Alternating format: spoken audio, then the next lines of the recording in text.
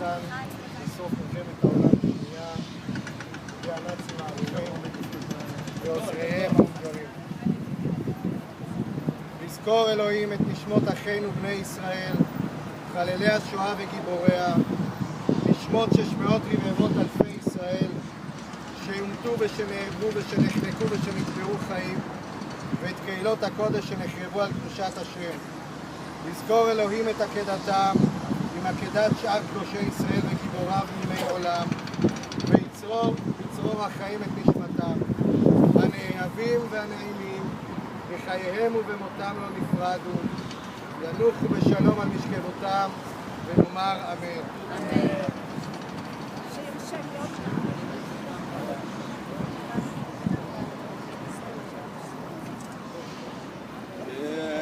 מלא רחמים, שוכן במרומים, המצא מנוחה נכונה על כנפי השכינה, במעלות קדושים וטהורים, כזוהר הרקיע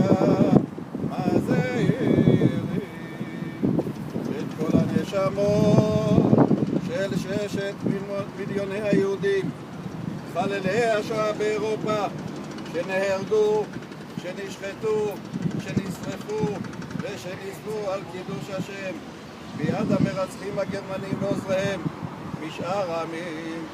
לכן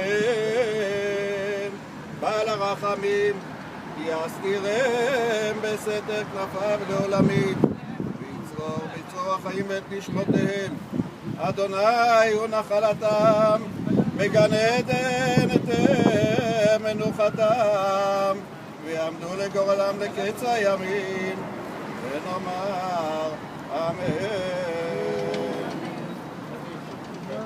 יתקדש וירבה, גן יברח ירתר ימליך מלכותיהם, ויכול ובכל כל בית ישראל, ועגלם בקרים וירומם, איש ורח וברך יתברך וישתבח ויתפאר ויתרומם ויתנשא, ויתהדר ויתעלה ויתהלל שמי וקודשה ויחו, ואלה מכל ברכתה ושירתה ושבחתה ושלמתה, ואמירן ועלמה ויבואמים. יש לומר רבה משמיה, וחיים עלינו ועל כל ישראל ויבואו אמן. שלום בברכה, ויעשה שלום עלינו ועל כל ישראל ויבואו אמן.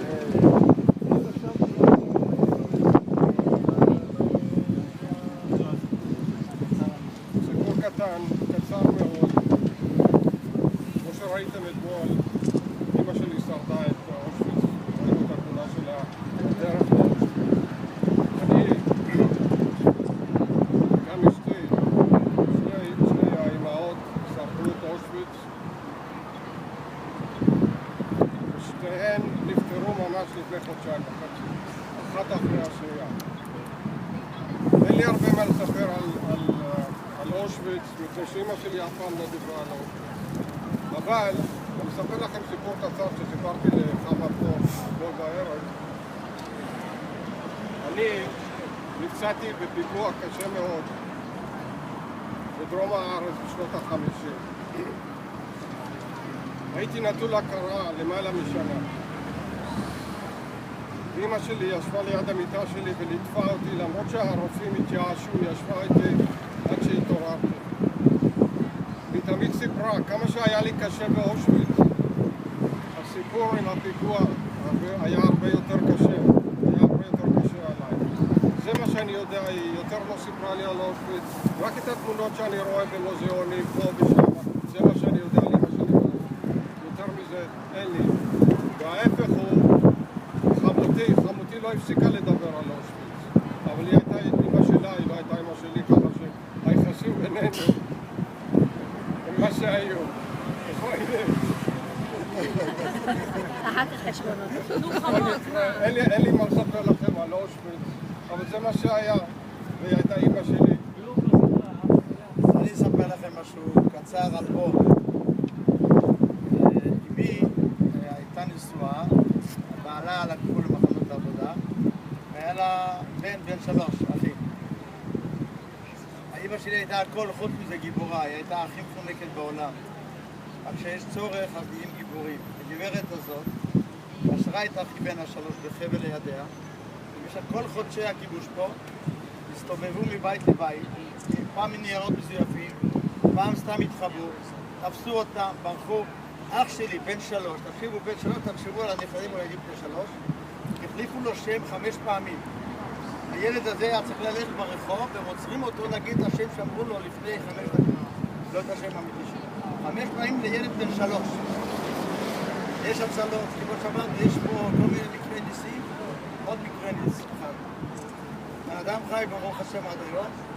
אם היא חיה, בעלה הראשון, שהוא האבא של אחי, נהרג בשואה, הסיפור התשקורת המעגל, מגיע לכם חידת חמיצר, אני אגיד לכם שאחי הוא גם בן דודי, יהיה קשה לפתור את זה, אבל אני אסביר לכם.